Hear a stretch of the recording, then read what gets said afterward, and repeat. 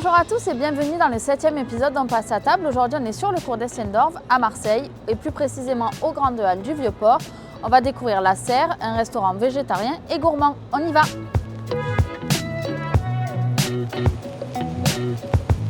Bonjour Marc. Bonjour. On est aujourd'hui dans votre petit établissement, La Serre. Qu'est-ce que vous allez nous préparer? Aujourd'hui, on va préparer des panisses marseillais infusés à l'anis avec une aioli au citron.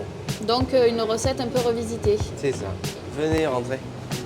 Alors par quoi on commence? Alors, on va commencer par mettre le lait et l'eau à bouillir, c'est ce qui va nous prendre le plus de temps. Donc 4 litres de crème, 4 litres d'eau, le tout à bouillir dans une grosse casserole. Ok. Combien de temps ça dure à peu près? Alors la recette, on va dire pour la quantité qu'on va faire nous, va durer 45 minutes, 1 heure. Alors on va prendre les 4 litres d'eau. Donc vous avez déjà mis la crème. C'est ça. La crème à bouillir, donc 4 litres de crème et 4 litres d'eau. On y rajoute 100 g de gros sel et 100 g d'anis. On met le tout à bouillir et après on va venir peser 2 kg de farine de pois chiche. Alors c'est bon, ça bout. Tac. Maintenant on va pouvoir ajouter la farine de pois chiche. Donc on l'ajoute au fur et à mesure pour éviter les grumeaux. Et on va venir cuire la farine de pois chiche pour que ça s'épaississe. On obtient nos panisses. C'est un petit peu comme une polenta, on va dire. On cuit la farine, il faut bien mélanger, pas que ça accroche au fond. Comment on sait quand il faut l'enlever du feu? Disons, on va la cuire entre 5 et 10 minutes. On met un feu moyen, doux, fort? Ça dépend. Vous pouvez laisser le feu comme il est. Après, si ça vous fait vraiment mal au bras, vous pouvez un petit peu baisser le feu dessous.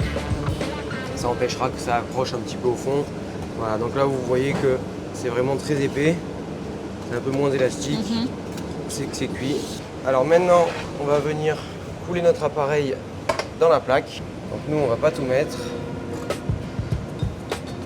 Vous faites. Alors après, c'est un appareil, comme vous me disiez tout à l'heure, si on n'a pas de cadre, c'est un appareil qui est assez épais. Donc en fait, il ne va pas vraiment venir couler. D'accord. Donc même si on n'a pas de cadre à la maison, on peut le faire vraiment sur une plaque et Ça risque rien. voilà, tant qu'il est bien cuit. L'idéal en fait, c'est d'avoir, on va dire, 1,5 cm, 2 cm d'épaisseur si vous voulez tailler des bâtonnets. Comme ça, après, vous avez des belles grosses frites, on va dire, à frais ou à poêler. Qu'on sente bien l'intérieur, que ce soit pas trop fin. Après, nous, pour avoir quelque chose de très homogène, on va rajouter de l'agent dégraissant dessus. Donc à la maison, vous pouvez faire pareil aussi. À la maison, vous pouvez rajouter votre huile d'olive par exemple sur le papier. Ouais. Vous venez ensuite coller sur le panis. Et après, avec une spatule, vous venez étaler le tout pour avoir quelque chose De bien lisse. d'un peu plus homogène. Après, très important, il faut retirer le papier. Et maintenant, on va mettre notre panis au frais et on va volontairement le laisser sécher un petit peu dessus. D'accord. On les laisse combien de temps au frais? Alors à la maison, vous pouvez les laisser une petite heure au frais, on va dire. Maintenant, on va faire sécher l'autre côté. Donc on voit bien que les bords se sont un peu rétractés et ça a bien séché, c'est ça? C'est ça. Donc, on va venir enlever notre cadre. Alors maintenant, du coup, on va venir donc, retourner notre panis. Donc à la maison, on peut très bien utiliser la plaque et la grille du four par exemple, si on n'a pas deux plaques. Exactement. Ok.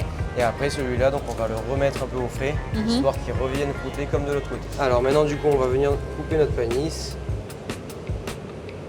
histoire d'avoir nos petits bâtonnets. Et après, on va venir tailler nos bâtonnets.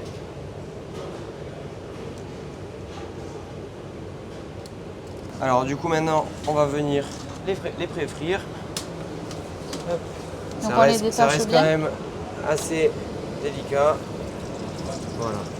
Attention de ne pas en mettre trop en même temps dans l'huile d'un coup, sinon ça va baisser l'huile en température et ça risque de les faire un petit peu bouillir. Regardez, ils commencent un petit peu à dorer.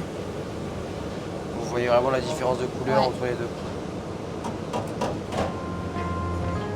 On va préparer notre assiette. Donc, hop, on prend une assiette. On va venir prendre notre petite sauce aioli. Donc l'aioli, si on veut le faire à la maison? Donc c'est une mayonnaise classique, on va dire. Donc vous pouvez mettre 3 jaunes d'œufs pour un demi-litre d'huile, 1 litre d'huile. Et en fait, une fois que vous avez monté votre mayonnaise, vous rajoutez une bonne cuillère d'ail haché dedans, un petit peu de jus de citron, du sel et du poivre. Et c'est prêt. Et c'est bon. Parfait. Donc nous, on va rajouter une petite touche anisée avec des petites graines d'anis dessus. Pour faire le rappel, donc, Pour faire le de la rappel justement, préparation. donc les panis à l'anis avec des petites graines d'anis sur l'aioli. Et une fois que nos panis sont prêts, donc vous voyez la belle Ah coloration. oui, ils sont beaux là.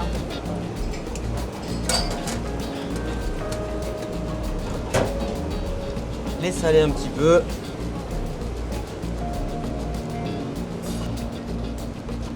Et là, on dresse.